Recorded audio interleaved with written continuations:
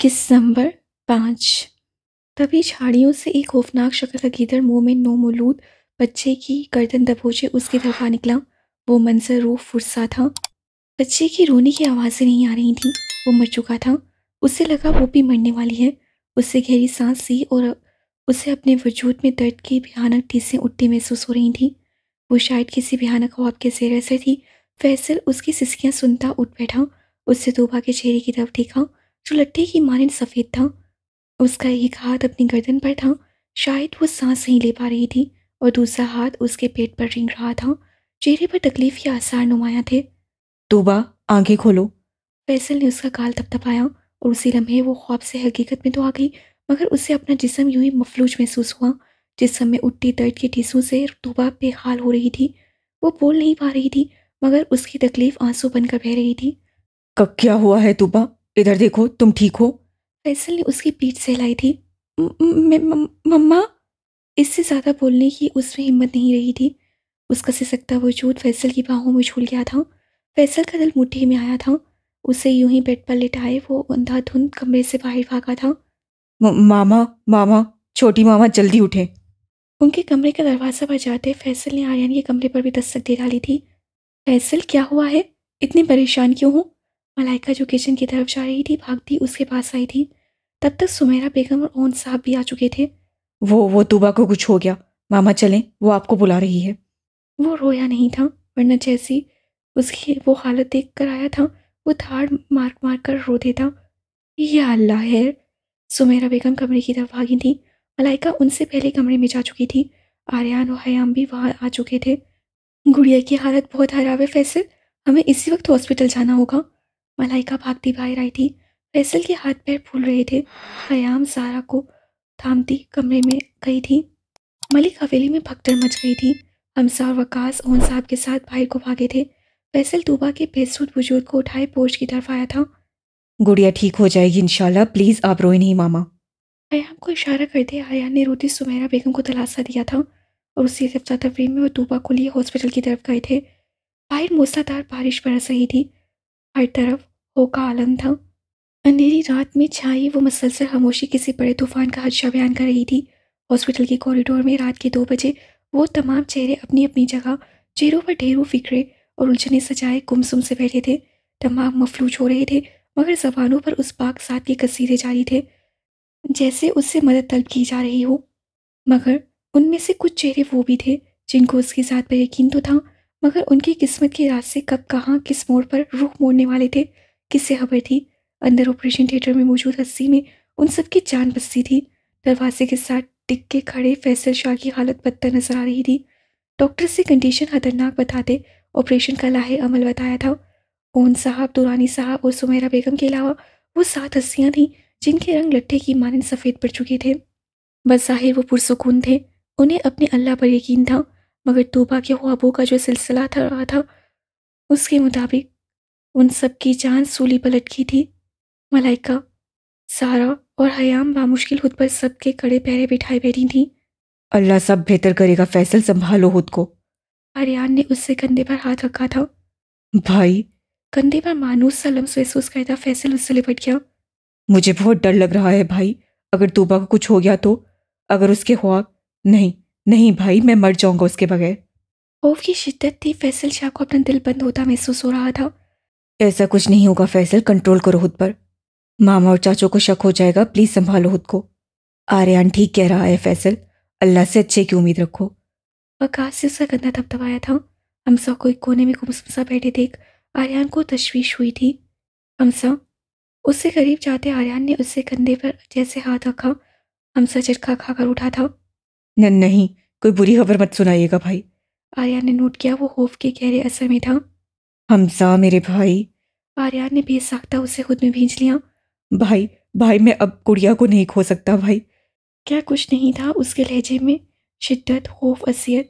पास बैठी मलाइका, सारा और हयाम को उस पर तरस आया था। मैं तो उसी अमीमा को नहीं खो सकता। टूटा बिखरा सा लहजा था। ऐसी हालत उसकी तब भी नहीं थी जब आर्यन जिंदगी और मौत की कशमकश में था। मगर आज फिर उस शख्स को किस्मत ने वहां ला खड़ा किया जहां पहली बार जिंदगी ने उसे 7 साला लड़के को तोड़ कर रख दिया था। आज टूबा की हालत पर वो एक बार फिर टूट गया था। कुछ नहीं होगा गुड़िया को, वो बिल्कुल ठीक होगी। देखो मेरी तरफ, दुआ करो। हमारी गुड़िया और उसका बेबी दोनों सही सलामत होंगे। आर्यन के दिलासे पर वो उसको संभालता एक कोने में सिमट के बैठ गया। मगर वहाँ इस मलिक खानदान के अलावा कोई और भी था जिसकी ज़िंदगी में उनके समेत आज इसी पल से खूब अंधेरा छाने वाला था। आर्यन को वो लड़का महज 7 से 8 साल की उम्र का लग रहा था। मैले कुचैले कपड़े जिन पर खून के धब्बे नुमाया थे, पैरों में टूटे जूते, हाथों और चेहरे पर कालक लगी थी। शायद वो मजदूरी करता था, मगर इस अबतर हालत में भी वो 7 साल का लड़का आर्यन मलिक को इंतहाई पुरकशिश लगा था। आर्यन ने महसूस किया वो उससे ही देख रहा था। उसकी आंखों में अजीब सा तासुर था। ना वो मुतमईन लग रहा था, ना उसकी आंखों में खौफ था। आर्यन मलिक को पहली बार किसी की शख्सियत पहचानने में इतनी देर लग रही थी, क्योंकि वो तो मुकाबिल को एक नज़र देखकर ही उस पर उसके सारे राज अया कर दिया करता था। मगर सामने बैठा वो चंद साल का लड़का आज आर्यन मलिक जैसे शख्स को पूरी तरह मात दे गया था। उसके साथ कोई और भी मौजूद था, लेकिन वो बूढ़ी हस्ती शायद सुनने की समात खो चुकी थी। आर्यन ने उनके कान में लगे आले को देखते आहस किया था। ऑपरेशन थिएटर का दरवाज़ा खुला था। वहाँ 2 वार्ड थे, जिनमें से एक में शायद उस लड़के के जानने वाले एडमिट थे। इसी दरवाज़ा खुलते ही वहाँ से बाहर निकलते डॉक्टर की तरफ भागा था। वो डॉक्टर भी शायद उसे जानता था। इससे बाहर आते ही घुटनों के बल झुकता उसके करीब बैठते उससे कंधे थामे था। अल्लाह पाक ने तुम्हें भाई दिया है। चेहरे पर फैली अफसुर्दगी छुपाए उन्होंने खुशी से उसे बताया। तमाम मलिक खानदान उस सफ मुतवज्जा था। मेरी अम्मी कहाँ है? वो ठीक है? उसे शायद भाई की कोई खास खुशी नहीं हुई थी। डॉक्टर को जवाब देता वार्ड बॉय स्टेशन पर पड़ी लाश पर सफ़ेद चादर ओढ़ते उसे बाहर लाए थे। अयाम ने वो मंजर देखते मुश्किल अपनी सिसकी रोकी थी। उस बूढ़ी औरत के वैन उस कॉरिडोर में पहले सकूत को तोड़ने का बायस बने थे। आर्यन यकटक उस लड़के के बदलते तासुर देख रहा था। उसकी आंखों में नमी नहीं उतरी थी, हालांकि उसकी माँ इस दुनिया से कूच कर गई थी। आर्यन हैरान हुआ था। वार्ड बॉय वो स्ट्रेचर वहीं छोड़े जा चुके थे। फैसल का दिल इस माहौल में अजीब सा हो रहा था। वो सीधा प्रेयर रूम की तरफ भागा था। सुमेरा बेगम भी उसके पीछे गई थी। बूढ़ी दादी रोते रोते निढाल होती वहीं एक कोने में गिर पड़ी। मलाइका ने फौरन से उसे पानी थमाया था। बीच कॉरिडोर में पड़ी वो लाश, अंदर से आती नौमौलूद बच्चे की रोने की आवाज़ें उस 7 साल बच्चे के जहन पर बोझ बढ़ा रहा था। उसे कुछ समझ नहीं आ रहा था। मलाइका, ज़ारा और हयाम को मामा के पास ले जाओ। आर्यन के हुक्म पर मलाइका पुर्ती दिखाती उन्हें वहां से ले गई थी। आर्यन को शक था अनकरीब वो दोनों अपना सब खो देती और तूबा के गम में उस बच्चे का दर्द भी शामिल हो चुका होता। कॉरिडोर में सिर्फ ओन साहब, दुरानी साहब और हमजा समेत आर्यन मौजूद थे। आपको हेल्प चाहिए? उस 7 साल बच्चे ने सुर्ख आंखों से उस मेहरबान को देखा। उस समय आर्यन ने उसके बारे में एक बात जानी थी। वो गरीब सही, मगर उसे हाथ फैलाना नहीं सिखाया गया था। उसी वक्त दूसरे कॉरिडोर का भी दरवाज़ा 1 घंटे बाद खुला। हमजा में इतनी हिम्मत नहीं थी, मगर वो तीनों डॉक्टर की तरफ लपके थे। उस डॉक्टर से आर्यन के अच्छे ताल्लुकात थे। उनके मोबाइन पहले इस केस पर डिटेल से बात भी हो चुकी थी, जिसकी वजह से उनके इशारे को समझे आर्यन वहीं ठहर गया और डॉक्टर खुद आगे आया। डॉक्टर, मेरी बच्ची कैसी है? ओन साहब आगे आए थे। अभी ऑपरेशन चल रहा है, आप दुआ करें। डॉक्टर अपने केबिन की तरफ बढ़ गया, मगर इशारा देना नहीं भूला था। उस इशारे को आर्यन समेत वहां खड़े उस 7 साल बच्चे ने भी बागौर नोट किया था। डॉक्टर के जाते ही आर्यन भी उसके केबिन की तरफ बढ़ गया। मैं आता हूँ। हमजा भी उनके पीछे गया। कोई बुरी खबर मत सुनाइएगा प्लीज़। उससे जैसे इल्तिजा की थी। होनी को कौन टाल सकता है सर, मगर मुझे अफसोस से कहना पड़ रहा है कि आपकी पेशेंट तो ठीक है, मगर उनके बच्चे को हम नहीं बचा सके। वो मरा हुआ पैदा हुआ है। डॉक्टर के अल्फाज से या पिघला हुआ शीशा। आर्यन के पीछे हमजा और केबिन के दखली दरवाजे पर खड़े फैसल के कदम भी लड़खड़ाए थे। और जब हम अल्लाह की दी नेमतों की नाकदरी करते हैं तो हमसे उस नेमत को छीन लेता है। फैसल की आवाज़ हलक में ही कहीं दब गई। उसका दिल चाह रहा था वो ताड़े मार मार कर रोए और इतना रोए कि उसका दिल बंद हो जाए। मलिक हवेली पर एक और क़यामत टूटने वाली थी, या शायद उसे बदलने की कोशिश की जाने वाली थी। धप की आवाज़ आई। आर्यन पलटा तो हमजा भी बेतासुर सा पलटा। फैसल शाह अदमोया सा फर्श पर गिरा पड़ा। आंसू मतवातर उसकी आंखों से बहते फर्श को गीला कर रहे थे। आर्यन का दिमाग भग से उड़ा था। भागने के अंदाज में केबिन का दरवाज़ा बंद करते उससे फैसल की तरफ देखा। नहीं फैसल, तुम ऐसे हिम्मत नहीं हार सकते मेरे भाई। गुड़िया को कौन संभालेगा? वो तो जीते जी मर जाएगी। आर्यन के जुमले के बाद हमजा की सरगोशी उनके कानों में पड़ी थी। मेरा बच्चा नहीं मर सकता भाई, अभी तो मैंने उसे महसूस भी नहीं किया। वो ऐसे कैसे मर सकता है? ये डॉक्टर झूठ बोल रहा है, ये उसकी कोई साजिश है, ये मिला हुआ है किसी से। हंसियाने अंदाज में कहते फैसल ने बेदार बेफर्ज पर मुख्य रसीद किए थे। वो जवान मर्द बच्चों की तरह रो रहा था। हमसा और आर्यन उसकी तरफ लपके थे। संभालो खुद को फैसल, बाहर किसी को खबर हुई तो क्यामत टूट पड़ेगी। आर्यन के जुमले पर जहां हमसा ने शाकी नजरों से देखा, वहीं फैसल ने भी गर्दन उठाई थी। आप क्या कहना चाहते हैं? हमसा के सवाल पर फैसल ने भी उसे देखा, जैसे उसे भी जवाब चाहिए हो। आर्यन ने गहरी सांस भरी, जैसे कुछ कहने की हिम्मत मुजतमा कर रहा हो। मामा ये सदमा बर्दाश्त नहीं कर पाएंगी। और गुड़िया, वो तो इस हालत में ही नहीं है, जानते हो? सिर्फ उन ख्वाबों की वजह से उसकी क्या हालत थी। अगर उसे मालूम हुआ तो मर जाएगी फैसल। नहीं भाई नहीं, ऐसा मत कहे, मैं अपनी बहन नहीं खो सकता। हमसा ने फौरन उसके होंठों पर हाथ धर दिया। मेरा बच्चा तो मर गया ना भाई, अब आप उनसे ये हकीकत कैसे छुपाएंगे? सो आंखों को मलते फैसल ने दिल पर पत्थर रखे वो सवाल पूछा था। आर्यन के पास उसके सवाल का कोई जवाब नहीं था। उसे डॉक्टर की तरफ देखा, जो सर झुकाए खड़ा था। आर्यन की मायूस सांसें लौट आईं। कुछ सेकंड्स गुजरे, केबिन का दरवाज़ा खुला। उन तीनों ने आने वाली हस्ती को देखा। वहाँ और कोई नहीं, वो 7 साल बच्चा खड़ा था। आपको मेरी हेल्प चाहिए? उसने आर्यन का कहा जुमला दोहराया और इस पुख्ता लहजे से कहा था। आर्यन समेत वो दोनों भी पल को उस बच्चे को देख कर रह गए। भला वो नन्हा सा बच्चा इतने बड़े मामले में उनकी क्या मदद कर सकता था? आर्यन ने उलझी नजरों से उसे देखा। कुछ मिनट गुजर गए, कोई जवाब न पाकर वो पलट गया।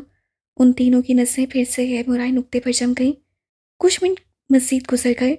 डॉक्टर अब तक वहीं मौजूद था। एक बार फिर केबिन का दरवाज़ा खुला। उन चारों की नजरों ने उस तरफ देखा जहाँ एक बार फिर वो 7 साल बच्चा अंदर आया, मगर अब की बार वो अकेला नहीं था। वो सब उसे हैरान नजरों से देख रहे थे, मगर वो बच्चा उनकी सोच से ज़्यादा होशियार और ज़हीन साबित हुआ था। आर्यन के करीब आते उससे अपनी फटी जैकेट को सिरकाया। उन तीनों समेत डॉक्टर भी वो मंजर देखकर हैरान रह गया। अपने नोमौलूद भाई को सीने से लगाए उसे जैकेट से कवर किए वो उससे केबिन में आया था। अपने छोटे हाथों में उसका मखमली वजूद भरे उससे आर्यन के आगे कर दिया। इसे रख लो। और वो अल्फाज वहाँ मौजूद उन चारों पर पहाड़ की तरह टूटे थे। ये क्या कह रहे हो बेटा? आर्यन ने बेयकीनी से उसे पुकारा।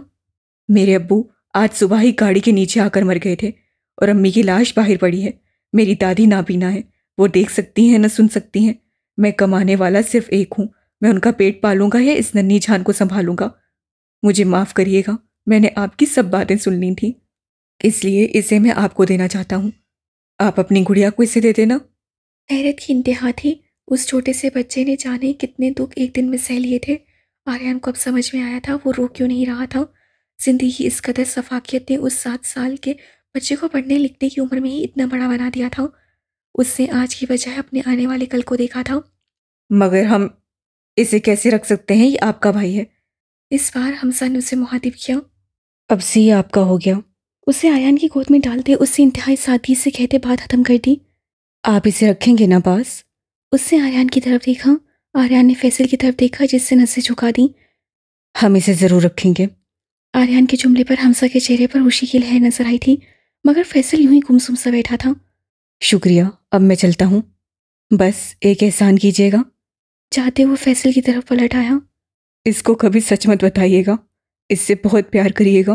प्लीज़ मेरे भाई को रोने मत देना कभी। उसके गाल को छूते उससे इंतजाई अंदाज में कहा था। आर्यन ने उसकी आंखों में तैरती नमी देखी थी, फिर वो गायब हो गया, ऐसे जैसे कभी आया ही नहीं था। डॉक्टर को वो बच्चा पकड़ाते आर्यन ने इशारा दिया और वो चलता फैसल के पास आ बैठा। शायद ये सब ऐसा ही लिखा था, किस्मत ने यही तय किया था। फैसल, हमें ये दुख मिलना था, मगर कहते हैं ना, अल्लाह के हर काम के पीछे कोई ना कोई मसलियत होती है। वो बच्चू जैसा रोता सा हिलाने लगा, मगर उसकी हालत बता रही थी वो ज़्यादा देर सब नहीं कर पाएगा। आर्यन काफ़ी देर उसे अपने पास बिठाए समझाता रहा था। हमसा पहले ही वहाँ से निकलता डॉक्टर को सब समझाए प्रेयर रूम की तरफ बढ़ गया था। अल्लाह ने हमारी दुआएं सुन ली हूँ, हमारी बच्ची ठीक है, मैं नानी और अब नाना बन गए हैं। मुबारक हो बहन जी। दुरानी साहब भी खुशी से फूले नहीं समा रहे थे। आयाम, सारा और मलाइका तो इस सोई हुई गुड़िया की बजाय उस गोलू मोलू से शहजादे को निहारती नहीं थक रही थी। माशाल्लाह, ये बहुत क्यूट है। उसे फूले गाल को छूती आयाम खुशी से चहकी थी। सारा और मलाइका अपने अपने तबसरे दे रही थीं। वकास और हमजा मिठाई का इंतजाम करने गए थे। तूबा दवाइयों के ज़ेर से सो रही थी, सुमेरा बेगम ने नोट किया फैसल और आर्यन वहाँ मौजूद नहीं थे। हमजा बेटा, फैसल और आर्यन नजर नहीं आ रहे। मैं आधे घंटे से उनका इंतजार कर रही हूँ। सुमेरा बेगम की आवाज़ पर वहाँ एकदम से सन्नाटा छा गया। वहाँ सब अब हमजा की तरफ देख रहे थे। उन सब की नज़र खुद पर देखकर हमजा अच्छा खासा नर्वस हुआ। अभी वो कुछ बोलता, वार्ड का दरवाज़ा खुला और आर्यन के हमरा फैसल थके कदम उठाता कमरे में दाखिल हुआ। उसके चेहरे पर सदियों की थकन रकम थी, आंखों के पपोटे सूजे हुए थे। फैसल बेटा, क्या हुआ? आपकी तबीयत तो ठीक है? उसका बुझा चेहरा देख सुमेरा बेगम फौरन उससे करीब आई। आर्यन ने उससे कोनी मारी। जी जी मामा, ठीक हूँ, बस वो सोया नहीं ना, तो इसलिए ऐसी हालत हो गई है। उससे लहजा मुतवासन रखने की कोशिश की थी। फैसल, ये देखो तुम्हारा बेटा माशाल्लाह से कितना प्यारा है। सोए हुए को गोद में उठाए मलाइका उसकी तरफ आई थी। अभी वो उससे पकड़ाती फैसल ने यकदम कदम पीछे हटा लिए। उसके रद्द अमल पर वहाँ सब शशर रह गए। वो वो मेरे हाथ और कपड़े गंदे हैं मलाइका, इसको भी जरासीम लग जाएंगे। मैं बाद में इसे उठाऊंगा, तुम अभी इसे वहीं सुला दो। फैसल की बात पर वहाँ सब हंसकर उन छह ने सवाए हमसा और आर्यन की गहरा सांस भरा था, क्योंकि वो उसके इस रद्द अमल का मतलब तूबा से नाराज़गी हंस कर रहे थे। मगर शुक्र था ऐसा कुछ नहीं था। अब सब ठीक था उन दोनों के दरमियान भी। अब सब कुछ इंशाल्लाह बहुत जल्द ठीक हो जाएगा। अयाम ने मुस्कुराते फैसल को देखकर सोचा था, मगर उन्हें क्या खबर थी जिंदगी अब उन्हें किस मोड़ पर ला खड़ा करने वाली थी। मुंह तो मीठा करो बरहोदार, तुम बाप बन गए हो। दुरानी साहब ने उसको मिठाई खिलाई थी, जिसे दिल मारकर खाते फैसल जबरदस्ती का हंसा था। मैं डॉक्टर से बात करके आता हूँ कि हम तोबा और बेबी को घर कब लेके जा सकते हैं। उसको वहां से निकलने का इससे बेहतर आइडिया और कोई नहीं मिला था। लो, तुम भी मुंह मीठा करो, मामू बन गए हो। दुरानी साहब ने आर्यन को मिठाई खिलाने के बाद उसकी बाकी बची हिस्से को वापस रखते आर्यन की बाइट ली। जगह पर अपनी शहादत की उंगली फेरे उसका शीरा पोरू पर चुना था। कोई और ना सही, आर्यन उनकी हर हरकत बागौर देख रहा था। मैं भी देखूं शहजादा कैसा है हमारा। आयाम की गोद से उसे लेकर दुरानी साहब ने अपनी शहादत की उंगली उसके होंठों पर फेरी थी। जिस पर फट से जुबान फेरे उस शहजादे ने फौरन से मुंदी मुंदी आंखें खोल ली थीं। उसे वापस से पकड़ाते वो आर्यन के पास आ खड़े हुए। मैं चाहता हूँ ये भी बिल्कुल तुम्हारे जैसा सच्चा और खरा इंसान बने मेरे बच्चे। दुरानी साहब के इस एक जुमले पर आर्यन उनके अमल का मतलब समझ चुका था और सिर्फ मुस्कुरा कर रह गया। रात की सुबह हुई थी और वो सब फजर के अजान के बाद हवेली वापस लौटे थे, जहाँ जश्न का समा था। तूबा को भी होश आ चुका था। उसकी खुशी की तो कोई इंतहा नहीं रही थी। वो आज सही मायनों में माँ बन गई थी। यही सोच ही उसकी खुशी को निखारने के लिए बहुत थी। मगर फैसल का अजीब बदला रवैया भी उसे खटक रहा था। आर्यन ने उसे कुछ देर अकेला रहने देने पर ही इत्तफाक किया था। रात के 2:30 बज रहे थे। वो अंधाधुंध उस खाली सड़क पर गाड़ी भगा रहा था। फिर अपनी मंजिल पर पहुंचते उससे गाड़ी अनलॉक की और उस जगह पर दाखिल हो गया। उसके वहमो गुमान में भी नहीं था कि अपनी जान के टोटे से मिलने के लिए कभी उसे इस जगह पर भी आना पड़ेगा। मगर जिंदगी इस चौराहे का नाम है जहाँ पर खड़ा हर शख्स खुद को हमेशा बेबस सी पाता है, बिल्कुल फैसल शाह की तरह। भारी शिकस्ता कदम लिए वो उस छोटी सी कब्र की तरफ आया, जिसकी तामीर बस कुछ घंटे पहले ही हुई थी। उसकी गीली मिट्टी हल्के हाथों से छूते हुए सिसक पड़ा। मेरी बेटी, या अल्लाह। उस कब्र के गिर्द अपनी बाहों का हसार बनाते वो चीख उठा। वो रो रहा था, बिलख रहा था। यकीनन उसकी हालत काबिल दर्ज थी। फैसल मेरी जान। आर्यन जो पल पल उस पर नजर रखे हुए था, उसे इतनी रात को हवेली से निकलते देख उसके पीछे आया था। वो टूटा बिखरा सा वो फैसल शाह नहीं था जिसको आर्यन मलिक जानता था। उसे हसार में लेते कुछ भी कहे बगैर आर्यन ने उसे रोने दिया था। वो चाहता था वो सबके पैरे हटा दे और रो ले, दिल की भड़ास निकाल दे। मेरी बेटी मर गई भाई, अल्लाह ने उसे मुझसे दूर कर दिया। उससे गले लगे वो धाड़े मारता रो दिया। फैसल संभालो खुद को, तुम टूट गए तो गुड़िया का ख्याल कौन रखेगा। तुम तो उससे मोहब्बत करते हो ना, तो तुम चाहोगे कि वो तकलीफ से गुजरे। मगर मैं अपनी तकलीफ का क्या करूं भाई, ये अजियतनाक है। वो शिद्दत से रो दिया। ये सिर्फ आजमाइश है फैसल, अल्लाह कभी अपने बंदे को उसकी बर्दाश्त से ज़्यादा दुख नहीं देता, और अगर उसने दुख दिया है तो सब्र भी वही देगा। कुछ लिया है तो उसके बदले बेहतरीन अता भी वही करेगा। मुझे मेरी बेटी ला दे भाई, मुझे और कुछ नहीं चाहिए, प्लीज़ भाई। फैसल ने उसके आगे हाथ जोड़ दिए। अल्लाह की दी नेमतों की तुम नाकदरी कर रहे हो फैसल। आर्यन ने उसे झंझोड़ डाला। गुड़िया का सोचो, वो तुम्हारी बीवी है, तुम्हारी मोहब्बत है। अगर तुम खुद को नहीं संभालोगे तो उसे सब पता चल जाएगा। क्या तुम उसे भी खोना चाहते हो फैसल? आर्यन के सवाल ने फैसल की रूह तक को जख्मी किया था। खुदा का वास्ता भाई, ऐसी बातें मत करे। मैं तूबा के बगैर कुछ नहीं हूँ। मैं उसे तकलीफ नहीं दे सकता। मगर तुम्हारी ऐसी हालत उसे तकलीफ दे रही है फैसल। मैं जानता हूँ मेरे भाई, ये दुख छोटा नहीं है। मगर देखो, अल्लाह ने तुम्हें इतनी खूबसूरत औलाद से नवाजा है। उसकी कदर करो, तूबा के पास रहो। वो आज भी मुझसे पूछ रही थी कि तुम्हें क्या हुआ है। तुम्हारी ऐसी हालत सिर्फ उसने नहीं, मामा और चाचू ने भी नोट की है। और अगर आज और कल ऐसा रहा तो बहुत जल्द सबको सारी हकीकत मालूम हो जाएगी। ऐसा कुछ नहीं होगा भाई। फैसल ने बूझे दिल से मुस्कुराने की कोशिश की। इंशाल्लाह। आर्यन ने धीमी आवाज से कहा। बाबा तुमसे रोज मिलने आएंगे। कब्र पर भरोसा देते फैसल ने गहरी सांस अंदर ली और आर्यन के साथ जिंदगी के नए सफर पर चल पड़ा। आर्यन मलिक ने उसके आने वाली जिंदगी के लिए ढेरों दुआएं मांगी थी। वो सिर्फ मांग सकते थे। होना तो वही था जो किस्मत ने तय कर रखा था। वक्त पर लगाकर उड़ गया। जिंदगी हसीन से हसीन तर हो गई थी। फैसल ने मुरसलीन रमीज शाह को अपना बेटा मानते उसे बाप जैसी मोहब्बत से नवाजा था। उसकी परवरिश में कभी कोई कसर नहीं छोड़ी थी और मुरसलीन शाह का राज उन तीनों के दिलों में ही दफन था। मामा, मामा। 3 साला मुरसलीन शाह भागता हुआ किचन की तरफ आया था। क्या हुआ मामा के शहजादे? मामा, ताशा ताशा रो रही है। ज़ारा आप ही फीडर बना दें प्लीज़। मैं नताशा को लेकर आती हूँ कमरे से। तोबा किचन से निकलती ज़ारा को देखे बिना कहकर कमरे की तरफ भागी थी। मुरसलीन भी उसके पीछे गया था। उफ गुड़िया, पहले मैं इन 2 आफतों से तो जान छुड़ा लूँ। ज़ारा ने दांत पीस से अपने पैरों में देखा, जहाँ उसकी एक टांग के साथ याह्या मीर तो दूसरी टांग के साथ ताहा मीर चिपका हुआ था। ज़ारा के यहाँ 2 जुड़वां बच्चों की पैदाइश हुई थी और दोनों बेटे थे, जिनमें से एक का नाम हमजा ने ताहा और दूसरे का नाम ज़ारा ने याह्या रखा था। वो दोनों जुड़वां थे, मगर याह्या की निस्बत ताहा इंतहाई काम और खामोश तबीयत का क्यूट सा बच्चा था, मगर याह्या मीर उसके बरक्स सबाही था। मलिक हवेली में अगर उसके होने से रौनक थी, तो मलिक हवेली वालों को उंगलियों पर नचाने का हुनर भी याह्या मीर को बहुत अच्छी तरह से आता था। वो ज़्यादा रोता नहीं था। सारा उसकी शरारतों से तंग आती उसे खूब डांटती थी, मगर वो हमेशा मुस्कुराता रहता था, जैसे अपनी माँ को जिद करने की कसम खा रखी हो। उसकी हरकतें देख सारा अक्सर कहती थी कि वो हमसा भैया है और ताहा उसके जैसा है, मगर सब जानते थे हकीकत उसके बरक्स थी। मगर उसकी अक्कासी उन पर एक हकीकत और भी खुली थी, वो ये कि फैसल शाह ने याह्या मीर को गुत्ती दी थी और उन सबको गुत्ती का मतलब तक नहीं पता होता था। मगर दुरानी साहब के सारा के ऑपरेशन के वक्त बताने पर फैसल ने फ़ौरन से अजीम कारनामा सर अंजाम दिया था, जिसके बाद आर्यन कहता था वो ज़ारा और हमसा की नहीं बल्कि फैसल शाह की कॉपी है।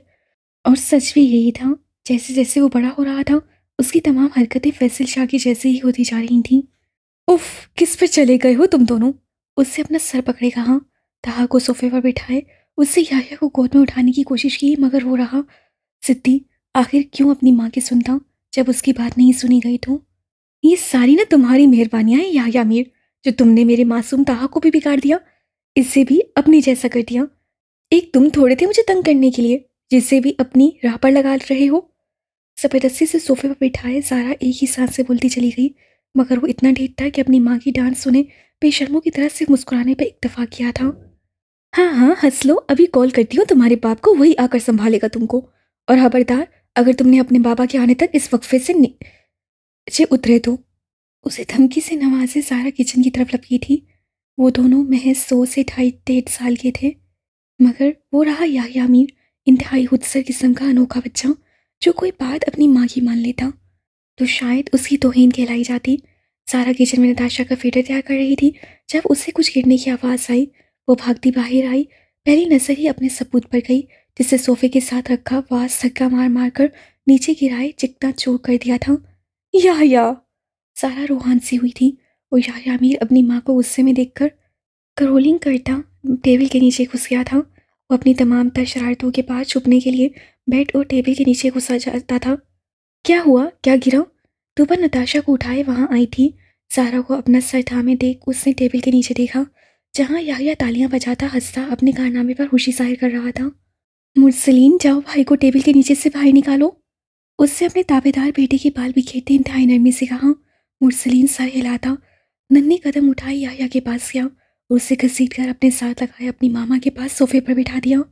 आपके बाबा अभी आ जाएंगे याह्या, क्यों आप तंग कर रहे हो मामा को? गोद में नताशा को बिठाए तोबा ने उस तीखे नकूश वाले खूबसूरत से बच्चे का गाल चूमते कहा था। वहाँ सब जानते थे चाचा मीर इस कदर गुस्से में क्यों है?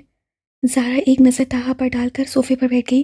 वो वॉकर में बैठा खेल रहा था और मुरसलीन उसके साथ खड़ा खेलने में मसरूफ़ था। उसके साथ मुरसलीन था तो ज़ारा को कोई फ़िक्र नहीं थी। मुरसलीन रमीज़ शाह उन तीनों में से इंतहाई कमगो और सीरियस मिजाज का बच्चा था, मगर उसकी पुरकशिश पर्सनैलिटी दूसरों को उसकी तरफ मतवजा करती थी। और दूसरी तरफ शाह आमिर था, जिसकी रूह को सुकून नहीं था, ना किसी को वो सुकून से रहने देता था। उसकी हरकतों से तंग आते सारा रोने बैठ जाया करती थी। हयाम हॉस्पिटल में एडमिट थी। आर्यान, सुमेरा बेगम, अवन साहब और सही साहब के हमरा मलाइका, हमसा और फैसल भी वहीं मौजूद थे। मलाइका अपनी 1 साल की बेटी सारा और तोबा के हवाले किए स्पेशल हॉस्पिटल गई थी ताकि वो हयाम की बेटी को गुड्डी दे सके, जबकि फैसल उसके काम में रुकावट बनने के लिए गया था। दुरानी साहब का तो दिमाग फेर कर रख दिया था उन्होंने। वो अफसोस करते थे उस वक्त पर जब उन्होंने उसे गुड्डी के मुतालिक बताया था। मैं अब भी कह रहा हूँ मलाइका, अपने फैसले से पीछे हट जाओ। फैसल ने उसे वार्न करते कहा। बकवास बंद करो फैसल। मलाइका के जवाब पर पास खड़ा हमसा हंसिया, जबकि आर्यान तो वार्ड के ही चक्कर काटता नहीं थक रहा था। वो आर्यान मलिक की बेटी है मलाइका, अगर उसे पता चल गया तुम्हारे इरादों के बारे में तो वो तुम्हें माफ़ नहीं करेगा। फैसल फिर बोला। मलाइका अपनी जगह से उठती उसके रूबरू आ खड़ी हुई। मैं कौन सा आर्यान मलिक की बेटी को किडनैप करने लगी हूँ फैसल, जो तुम तब से मुझे मशवरे दिए जा रहे हो?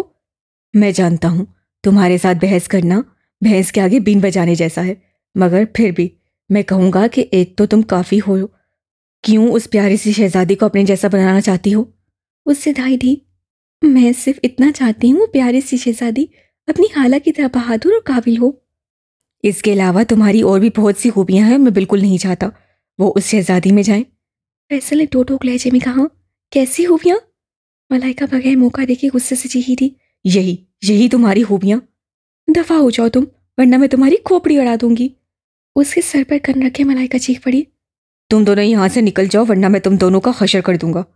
आर्यान की बारूब आवाज़ से मलाइका और फैसल की जुबान को फौरन लगाम पड़ा था। वो पहले परेशान था, उस पर से उन दोनों की चकचक ने उसका दिमाग मजीद खराब किया था। अभी वो कुछ कहता, वार्ड का दरवाज़ा खुला। मुबारक हो सर, आपके यहाँ बेटी हुई है। नर्स से भाई आते खुशदिली से कहा। कह तो ऐसे रही है जैसे हमें पता ही नहीं था। मलाइका ने सारी भड़ास उस पर निकाली थी। और मेरी वाइफ, वो कैसी है डॉक्टर? लेडी डॉक्टर को बाहर आते देख आर्यान ने सवाल किया। वो भी अल्लाह के करम से बिल्कुल ठीक है, हम उन्हें रूम में शिफ्ट कर दे, फिर आप उनसे मिल सकते हैं। Okay okay. आर्यान ने दिल ही दिल में कई बार उस बात का शुक्र अदा किया था। मुबारक हो बेटा। दुरानी साहब उससे गले लगे थे। आपको भी मुबारक हो बाबा, आप नाना बन गए हैं। आर्यान उनके गले लगा। सुमेरा बेगम उसे मुबारकबाद देती वहीं सबके साथ खड़ी थी। मलाइका छुपती छुपाती हयाम के वार्ड में घुसे अपना काम मुकम्मल किए बाहर आ गई थी। सर, आप अपनी वाइफ से मिल सकते हैं। नर्स की इतला पर वो सब वार्ड की तरफ गए थे। फैसल ने तिरछी नज़र से देखा, वहाँ मलाइका नहीं थी। शुक्र है हमारी शहजादी बच गई। फैसल ने शुक्र का कलमा पढ़ा और अंदर कदम रखा। मलाइका की पहली बेटी नताशा रज़ा थी। मलिक हवेली वालों को वो भी जान से प्यारी थी, मगर जब से उन्हें मालूम हुआ कि हयाम और आर्यान के यहाँ रहमत आने वाली है, खुद मलाइका समेत वहाँ सब उसी से दोहरे हुए जा रहे थे। और आज जब वो मौका आया तो मलाइका की ख्वाहिश पर फैसल का दिल खुद का सर पीटने को जा रहा था। माजी में फैसल ने तो अपनी बेटी को खो दिया था, मगर वो कभी उसे भूल नहीं पाया था। वो उदास होता था, मगर जब उदासी हद से सवा होती थी तो वो खुद को सबसे अलग एक कमरे में बंद कर लेता। मुरसलीन शाह ने उसकी इस उदासी को कम करने में अहम किरदार अदा किया था। उसके नन्हे वजूद और उससे जुड़ी उनसियत और मोहब्बत ने फैसल शाह के टूटे बिखरे वजूद को समेटने का काम किया था। उन ख्यालों से बाहर आते फैसल ने अभी नज़र उठाई थी जब उसकी नज़र ने दुनिया का हैरान कुन मंजर देखा। सामने मलाइका सदीकी को बत्ती से निकाले खड़े देखकर फैसल ने हैरत से उसे फिर बेबी कॉट में लेटी शहजादी को देखा था। तुमने आखिर अपनी मनमानी कर ही ली ना? हाँ तो और, मलाइका सदीकी हूँ, अपनी कॉल की पक्की। सीने पर हाथ रखे उसे रिठाई के रिकॉर्ड तोड़े थे। आत्मा, चुड़ैल कहीं की, बदरू, आफत। फैसल का बस सही चल रहा था, उसका गला दबाते। अरे अरे काम डाउन, क्या हो गया? क्यों इतना हाइपर हो रहे हो? मलाइका खुद को ही जवाब देती हमसा फौरन से उसकी तरफ आया था। इसने मेरी शहजादी को कुट्टी दे दी हमजा, अब वो भी इस जैसी हो जाएगी। उसकी शक्ल ऐसी थी जैसे अभी रो देगा। बाकी सब तो हंस रहे थे, मगर आर्यान का पारा जरूर हाई हो रहा था। कमरे में आते ही उसकी पहली नज़र अपनी मासूम बीवी पर पड़ी थी, चंदीमा आंखें खोले आसपास के माहौल को समझने की कोशिश कर रही थी। उसके करीब आधे आर्यन ने उसके माथे पर अपनी मोहब्बत की मोहर सब की। ये सब क्यों लड़ रहे हैं आर्यन? और हमारी रोज कहाँ है? ये सब पागल है मेरी मासूम बीवी, इसलिए लड़ रहे हैं। और हमारी रोज वहां है। इंतहाई मोहब्बत से कहते आर्यन ने उसके किनोले लगे हाथ को हल्के हाथों से सहलाया था। आर्यन के जवाब पर मुस्कुराते हयाम ने दूसरी तरफ देखा, जहाँ फैसल, मलाइका और हमसा बेबी कॉट पर झुके जाने कौन सा मुआयना कर रहे थे। ये सब ऐसे क्यों खड़े हैं? उसके नए सवाल पर पीछे खड़े ओन साहब, सुमेरा बेगम और दुरानी साहब ने भी हैरत से उन तीनों को देखा। मैं देखता हूँ। आर्यन उससे कहता बेबी कॉट की तरफ। क्या ऐसे क्यों खड़े हो तुम सब? पीछे हो। अपनी रोज को देखने की शिद्दत थी जो आर्यन ने जुबान के साथ हाथों का भी इस्तेमाल किया था। हमसा और फैसल को कॉलर से दबोचे उससे पीछे घसीटा, और मलाइका तो वैसे ही बेबी कॉट के थाने पर खड़ी थी। वो तीनों अभी भी अजीब सी कैफियत के शिकार थे। वहाँ किसी को भी उनकी हालत का मतलब समझ नहीं आ रहा था। मगर जब आर्यन ने अपनी रोज को देखा तो उसकी आंखें मुमकिन हद तक खुल गईं। उससे आज से पहले इतनी खूबसूरती कभी नहीं देखी थी। वो इंतहा की हद से भी ज़्यादा प्यारी थी। शहजादी लफ्ज़ उस हुस्न के आगे कम था जो फैसल शाह पिछले 6 माह से उसके लिए इस्तेमाल कर रहा था। मेरी बेटी बहुत प्यारी है। वो इतनी प्यारी है मामा, इससे नजरें हटाना मुश्किल है। फैसल ने उसे बेटी का हिताब दे डाला था। कदर आहिस्तगी से उसे अपने मजबूत बांसों में भरे आर्यन सुमेरा बेगम की तरफ लाया था। माशाल्लाह, वो लफ्ज़ उन तीनों के मुंह से भी इख्तियार निकला था। मुझे भी दिखाए ना। आयाम उन्हें महबूब सा देखते झट से बोली थी। आर्यन ने मुस्कुराते रोज़ को उसकी गोद में डाला था। उसकी शहद रंग बड़ी बड़ी आंखों को खोले वो टुकड़ टुकड़ हयाम को देख रही थी। वो वाकई में हुस्न और खूबसूरती के उस मुकाम पर थी कि उसे देखने वाले महफूज रह जाते। आर्यन मलिक और हयाम दुरानी अगर खूबसूरत थे तो उनकी बेटी अप्सरा थी। मगर किसी खबर थी उसका यही हुस्न आने वाले वक्त में मलिक हवेली वालों को किन मुश्किलातों में डालने वाला है। वो लोग हॉस्पिटल से हवेली वापस आ चुके थे। एक बार फिर आज मलिक हवेली में बड़े पैमाने पर जश्न का समा था।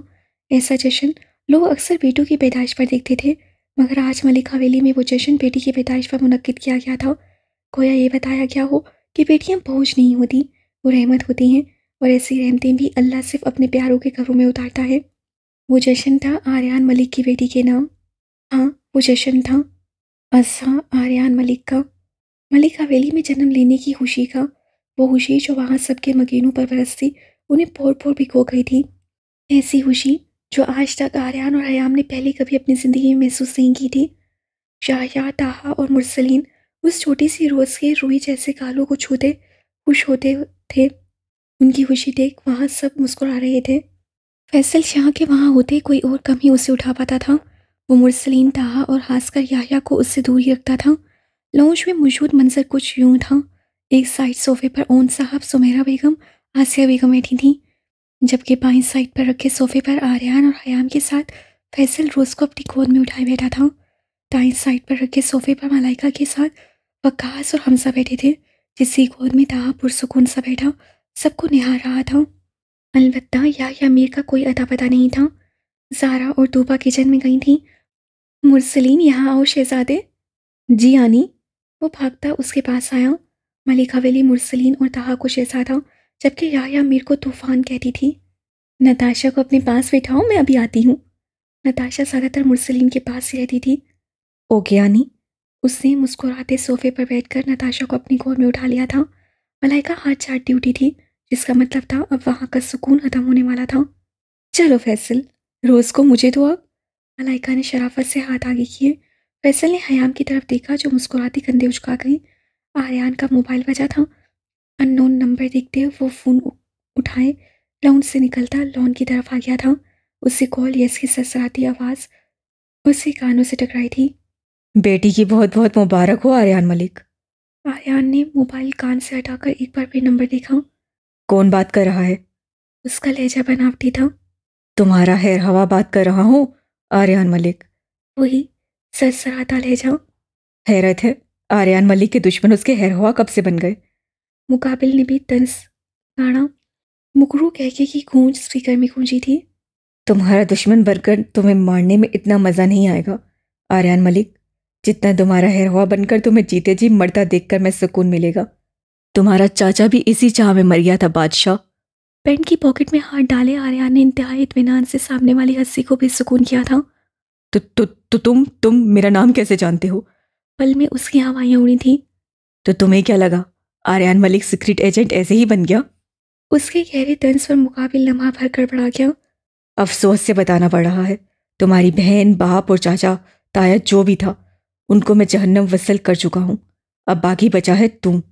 संभल कर रहना, अगली टिकट तुम्हारी ही कटेगी बादशाह।